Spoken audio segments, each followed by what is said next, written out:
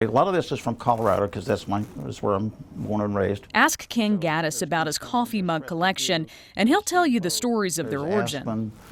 This is still part of Keystone also. But the story he really wants to tell you about has nothing to do with his mountain travels, but rather a trip to a doctor's office. You see, Gaddis was overdue for colonoscopy, about a decade overdue by screening guidelines. It was his wife who finally forced him to go through with the procedure. Wake up, and there is the gastroenterologist and my wife standing over me with a very stern look.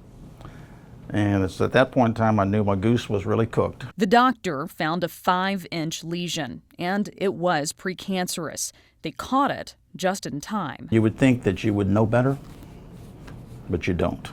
You assume that it's always somebody else that's going to have this, okay? I treat people every day, and I don't assume that I'm going to be one of them one of these days, but I was.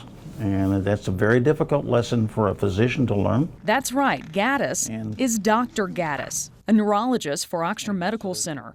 But when they say doctors make bad patients, well, listen to what happened next. I recovered from that.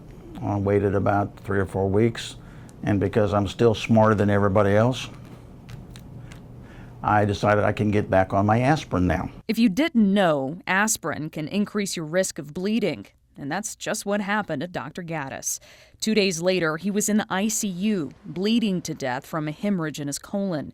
And that's when he almost took an unintended trip to the other side, starting with what he said was a bright white light. And it was totally quiet, totally peaceful. There was no fear with it.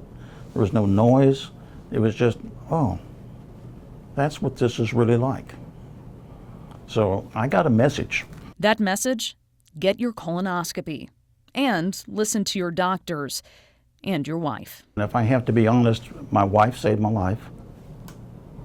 And without her, I wouldn't be here. So I've got to admit that I did something very wrong, and I was very stupid, because otherwise I'm not going to learn about this, and nobody else will learn from that experience either.